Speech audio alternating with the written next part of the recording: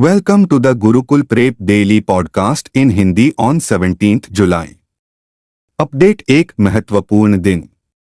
विश्व अंतर्राष्ट्रीय न्याय दिवस 17 जुलाई। विश्व अंतर्राष्ट्रीय न्याय दिवस या अंतर्राष्ट्रीय आपराधिक न्याय दिवस हर साल 17 जुलाई को अंतर्राष्ट्रीय न्याय की मजबूत प्रणाली को पहचानने और पीड़ितों के अधिकारों को बढ़ावा देने के लिए मनाया जाता है। अंतर्राष्ट्रीय अपराध न्यायालय के अनुसार 17 जुलाई अंतर्राष्ट्रीय आपराधिक न्याय का दिन है। यह 17 जुलाई 1998 को रोम संविधि को अपनाने की वर्षगांठ का प्रतीक है। आईसीसी की संस्थापक संधि जो लोगों को नरसंहार, मानवता के खिलाफ अपराध, युद्ध अपराधों और आक्रामकता के अपराध से बचाने का प्रयास करती है। अपडेट 2 पुरस्कार। ओडिशा के मुख्यमंत्री ने इंटरनेशनल सैंड स्कल्पचर चैंपियनशिप में स्वर्ण पदक जीतने के लिए सुदर्शन पटनायक को सम्मानित किया। मुख्यमंत्री कार्यालय ने कहा कि ओडिशा के मुख्यमंत्री मोहन चरण मांझी ने उनके आवास पर रूस के सेंट पीटर्सबर्ग में आयोजित इंटरनेशनल सैंड स्कल्पचर चैंपियनशिप में स्वर्ण पदक के साथ गोल्डन सैंड मास्टर पुरस्कार जीतने के लिए भुवनेश्वर में सैंड आर्टिस्ट सुदर्शन पटनायक को सम्मानित किया। सेंट पीटर्सबर्ग में अंतर्राष्ट्रीय चैंपियनशिप में सुदर्शन पटनायक ने महाप्रभु जगन्नाथ और उनके महान भक्त बलराम दास की रेत की कलाकृति बनाई। पटनायक ने भगवान जगन्नाथ और उनके भक्त 14वीं शताब्दी के कवि बलराम दास को ले जाने वाले रेत रथ का 12 फुट का चित्रण बनाया। अपडेट 3 अंतर्राष्ट्रीय। केपी शर्मा ओली बने नेपाल के नए प्रधानमंत्री। नेपाल में राजनीतिक स्थिरता प्रदान करने की चुनौती का सामना कर रही नई गठबंधन सरकार का नेतृत्व करने के लिए केपी शर्मा ओली को तीसरी बार नेपाल का प्रधानमंत्री नियुक्त किया गया है। केपी शर्मा ओली 72 ने पुष्प कमल दहल प्रचंड का स्थान लिया है, जो प्रतिनिधि सभा में विश्वास मत हार गए थे, जिसके बाद संविधान के अनुच्छेद 76(2) के तहत नई सरकार की प्रक्रिया का गठन हुआ। राष्ट्रपति रामचंद्र पौडेल ने केपी शर्मा ओली को communist party of Nepal unified मार्क्सवादी लेनिनवादी CPNUML नेपाली कांग्रेस ANC गठबंधन का नया प्रधानमंत्री नियुक्त किया। अपडेट 4 विविध। थॉमस मुलर ने अंतर्राष्ट्रीय फुटबॉल से लिया संन्यास। बायर्न म्यूनिख के फॉरवर्ड जर्मनी के थॉमस मुलर ने यूरोपीय चैंपियनशिप से बाहर होने के बाद अपने 14 साल के अंतर्राष्ट्रीय करियर को अलविदा कह दिया है। 34 वर्षीय ने अपने 8वें और आखिरी टूर्नामेंट में 5 जुलाई को स्पेन के खिलाफ जर्मनी की 2-1 की क्वार्टर फाइनल हार में भाग लिया, जहां उन्हें 80वें मिनट में एक विकल्प के रूप में लाया गया था।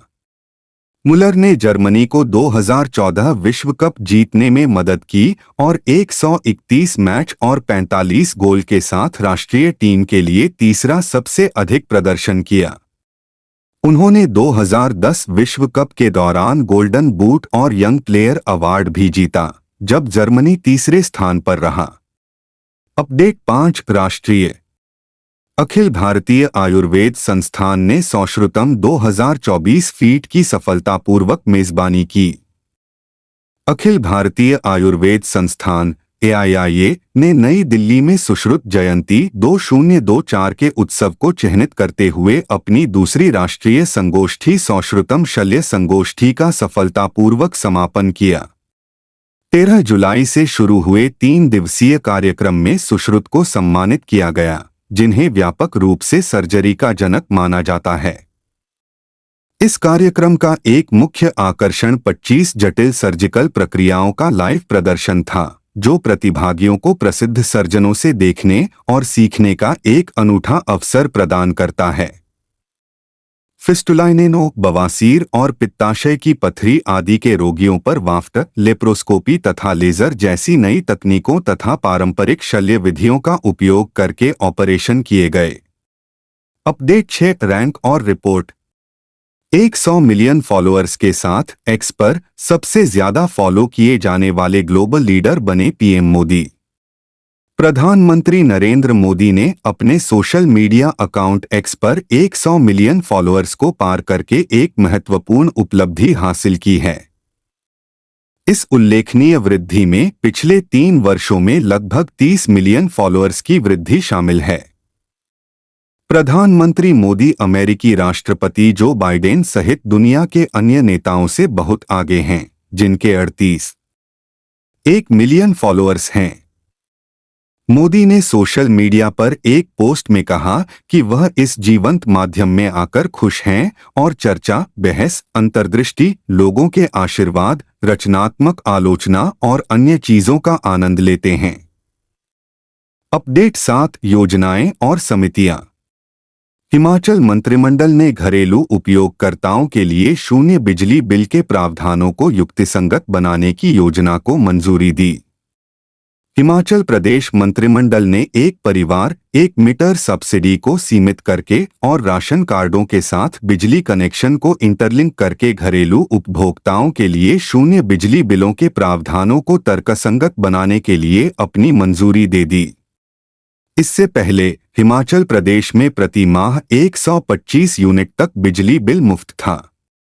मंत्रिमंडल ने कांगड़ा हवाई अड्डे के विस्तार से प्रभावित परिवारों को भूमि अधिग्रहण और मुआवजे की घोषणा को भी मंजूरी दे दी है। ऊना जिले के हरोली विधानसभा क्षेत्र में बल्क ड्रग पार्क के निर्माण के लिए पूंजीगत लागत का राज्य हिस्सा प्रदान करने का निर्णय लिया गया और इसके टेंडर को आमंत्रित करने की मंजूरी दी गई। अपडेट 8 खेल। अर्जेंटीना ने लगातार दूसरा कोपा अमेरिका खिताब जीता। लुटारो मार्टिनेज के 111वें मिनट में किए गए गोल की मदद से अर्जेंटीना ने अमेरिका के मियामी के हार्ड रॉक स्टेडियम में कोलंबिया को 1-0 से हराकर 2024 कोपा अमेरिका का खिताब जीत लिया। यह दक्षिण अमेरिका की प्रमुख अंतर्राष्ट्रीय प्रतियोगिता में अर्जेंटीना का 16वां खिताब है और उन्होंने इस प्रकार उरुग्वे को अपने इतिहास में सबसे सफल टीम के रूप में पछाड़ दिया है। यह अर्जेंटीना का लगातार दूसरा कोपा अमेरिका खिताब भी है। इसके अलावा 2022 विश्व कप खिताब उन्होंने दोनों के बीच जीता था। यह अर्जेंटीना के लिए एंजेल डी मारिया की आखिरी उपस्थिति भी थी। विंगर ने पिछले साल घोषणा की थी कि वह 2024 कोपा अमेरिका के बाद अपने शानदार अंतर्राष्ट्रीय करियर का अंत करेंगे। अपडेट 9 खेल। निरमा विश्वविद्यालय ने जीती रोबोट प्रतियोगिता रोबोकॉन इंडिया 2024।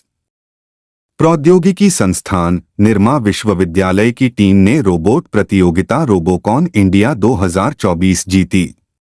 2 दिवसीय कार्यक्रम नई दिल्ली के त्यागराज स्टेडियम में आयोजित किया गया था। यह कार्यक्रम प्रसार भारती और आईआईटी दिल्ली द्वारा आयोजित किया गया था। विजेता टीम अब वियतनाम के क्वांग ninh में अंतर्राष्ट्रीय Asia Pacific broadcasting union Robocon 2024 में भारत का प्रतिनिधित्व करेगी। Pimpri Chinchwad college of engineering Pune ने प्रथम रनरअप स्थान हासिल किया, जबकि मिट वर्ल्ड पीस यूनिवर्सिटी पुणे ने दूसरा रनरअप स्थान हासिल किया। इस आयोजन में 45 से अधिक कॉलेजों, संस्थानों और विश्वविद्यालयों के 750 से अधिक छात्रों ने भाग लिया। अपडेट 10 राज्य। अमित शाह ने मध्य प्रदेश के 55 जिलों में पीएम कॉलेज ऑफ एक्सीलेंस का उद्घाटन किया।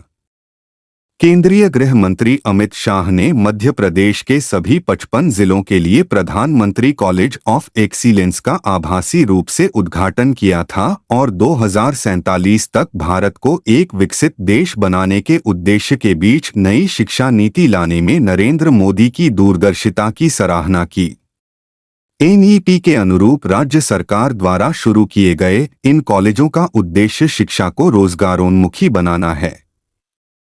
इंदौर में अटल बिहारी वाजपेयी राजकीय कला एवं वाणिज्य महाविद्यालय में आयोजित मुख्य कार्यक्रम को संबोधित करते हुए, जिसे पीएम कॉलेज ऑफ एक्सीलेंस के रूप में विकसित किया गया है, शाह ने कहा कि छात्रों को एनईपी दस्तावेज जरूर डाउनलोड करना चाहिए क्योंकि यह उन्हें लीक से हटकर सोचना सिखाएगा।